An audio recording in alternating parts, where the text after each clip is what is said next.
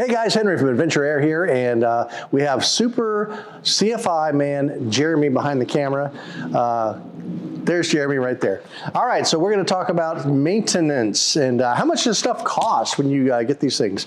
The nice thing about the gyroplanes are they are relatively inexpensive for maintenance because they're such a simple system. You know, unlike a helicopter, of course, which has the transmission turning and the blades articulate, the gyro rotor is just a simple fixed pitch prop on a spindle. There's not a lot of parts that are going to go wrong, so maintenance costs are pretty minor on these things. Okay, so by the way, a real quick reminder is I will be at Benson Days this year in Florida.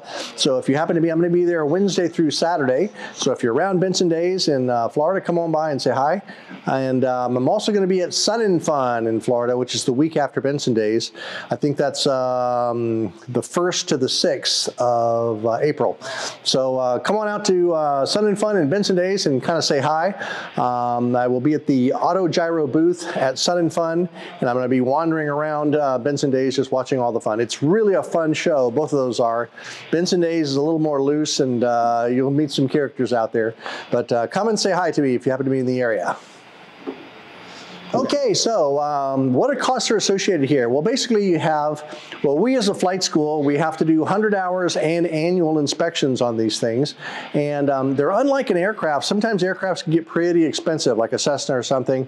You hear about these guys like, oh, I just did my annual, it cost me $10,000 or $15,000. Woo, that seems like a lot of money to me. Now on us, as long as nothing is wrong with the aircraft, on a annual / 100 hour, I say that because what we do here is every 100 hour we treat like an annual. So there's a couple of extra things you can do to make it an annual, but we just do that because it covers us all the time. 100 hours / annuals for us. Generally, our annual 100 hours run about $800 to $1,000. That's an oil and filter change and a full inspection of everything on the gyro. That inspection is pretty crazy. AutoGyro gives us sheets of paper. There's about 8 of them, about 8 sheets of single line type, and it's testing every single system on the gyroplane for wear, for use, and then once we get through all that, it does take a couple of days to get it done, but it's definitely a lot cheaper than a fixed wing aircraft, as you fixed wing guys know. Common things that you have to do to replace there are, of course, the oil and filter change is the big one. The rotor system has a life on it. The rotor system, again, is about a 2,500 hour TBO. That means at 2,500 hours you need to replace the system. That's both the blades and the hub in the center. Now comparing that to a helicopter, like the Robinson R-22, the simplest little 2-seat helicopter that Robinson makes, the blade system on that with the hub cost about $35,000 to $38,000 to replace that. And they're also a timed system that times out. Our system here, timing out at 2,500 hours, the blades and the hub are about $5,500, $5,500. Much cheaper than a helicopter. Why? Because there's no transmission turning the blades, and the blades don't articulate. Again, it's a super simple system. So a lot cheaper in the way of gyroplane versus helicopter on that.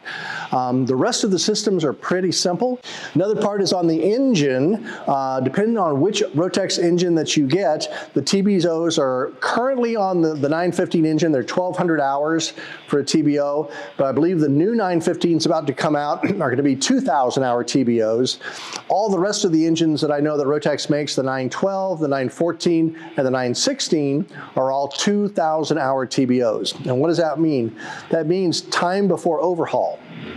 So once you run up to that time limit, you can either overhaul the engine and replace the parts that have to be overhauled, or what we do here is I just buy a brand new engine because I find it's better just to buy a brand new engine. That way you don't have some parts that are 2,000 hours old, some parts that are brand new. I'd rather just replace the whole thing. I take the old engine and I can sell the old engine off. A core charge, you can get pretty decent money for the Rotex engines. So for me, it's just easier and I think safer because you have all new parts to buy a brand new engine for these things. Okay, what are some of the common parts that wear out? Well, like I said, oil and filter change are pretty standard stuff. Spark plugs, occasionally you have to do the spark plugs on that. Brake pads, I would say. Brake pads last a pretty good long time. I'm going to say 500 hours or so on brake pads. What else would wear out quickly on these things? Tires. Tires actually last a pretty long time. This is our old faithful MTO here that we have 1,500 hours on it already, and I think the tires lasted about 1,000 hours. So again, as you guys know, we're not really running those tires too much. We get off the ground quickly and we land pretty soft, so we're not really burning up tires too much. So the tires are not too bad, actually. Oh yeah, don't forget that depending on what type of fuel you use, it's going to depend on how often you change the oil in the filters. If you are running leaded fuel, which is 100 low lead that most airports have, you're going to have to change your oil and your filters twice as often as you do if you use unleaded fuel. Unleaded fuel from the gas station, again, 91 octane or better, is a better fuel that we found to use because you don't get lead deposits on the engine, and then you can extend the life of your oil and your oil filter. These engines, the Rotex engines, don't burn as hot as a Lycoming or a Continental engine that most aircraft have, so they don't burn the lead off in leaded fuel. And so that's why we use unleaded gas. And so I go down to good old Costco and I get my gas. 91 octane or better, of course, is what you need to use. Again, the Franken gyro is coming along here. We got the tail boom on. We're starting to put stuff on in the beautiful Rotex 916 engine, 160 horsepower. Woo! Fuel injected, turbocharged. We will keep you up to date what's happening with Frankenstein.